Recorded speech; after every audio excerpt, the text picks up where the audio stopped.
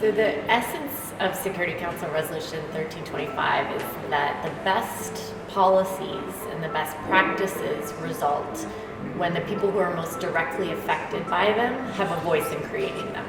And that relates to everything, including to issues of peace and security.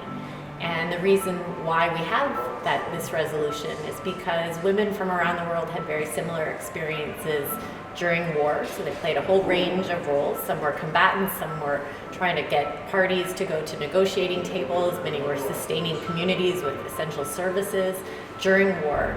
And then when it came time to negotiate the peace, to determine the future for the country, despite having played these really important roles during the conflict or in the lead up to the conflict or trying to prevent and end conflict, women were often excluded from those official settings. And so the underlying essence is that their voice is as important as anyone else in the community, and that we needed special action to bring more of that equality in the conversation.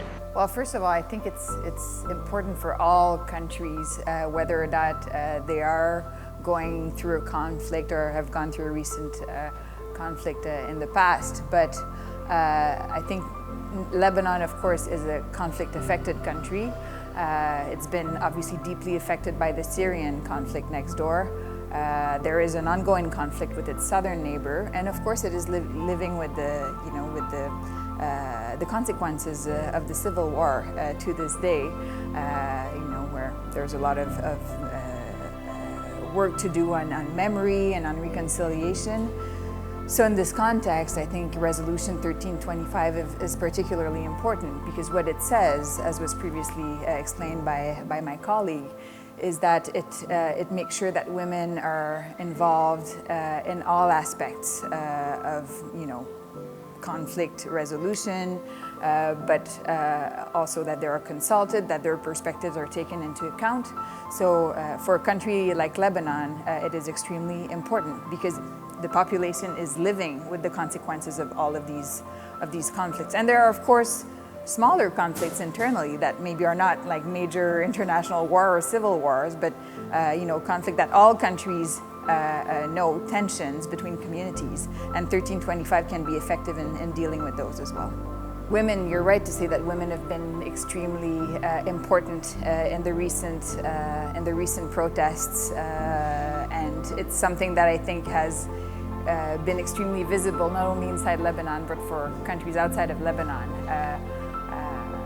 And the challenges that they're facing at the moment, I think are, well, first of all, challenges similar to other protesters. We're at a stage now where, protesters, have presented demands, and, there is a new government in place, and we'll have to see if those demands are met.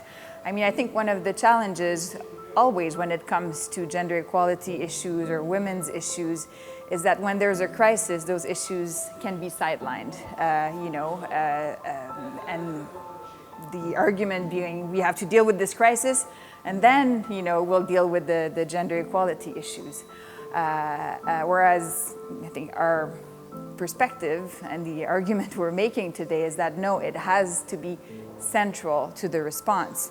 Women were part of the protesters. They also have to be part, of the response. They have to be consulted on an ongoing basis, and women's issues are not something to deal after. They have to be part of the processes on an ongoing basis.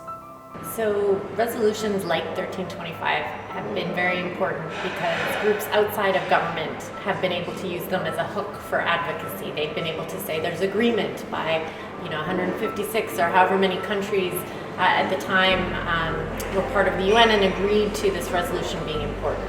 So it's always been an important tool for those on the outside of government to advocate to their own governments to take action. And it's an important tool for government as well, because as more and more countries are saying this is important, they can share experiences, talk about how it's working, what's not working, etc. And so how to support it going forward, I'd say one of the biggest challenges is exactly as my colleague was just talking about, is making sure that we're thinking about gender equality and women's inclusion as core to every other security issue that we discuss. And to do that, we have to think about the entire system. We can't just say we've added some women and now that the situation is solved. We have to think about what are the barriers to women wanting to be more involved in issues of security or issues of politics? Do they face different or unique challenges once they arrive there? Once they're part of it, what are the issues that make them want to stay or to leave? And how do we actually hear their voices as opposed to just saying we're counting women and therefore we've achieved our goal? So I think we need more and more men who are willing to talk about this and be champions on it. I think one of the challenges that we have right now is that it's very much perceived by some still as an issue that is by women and benefits only women.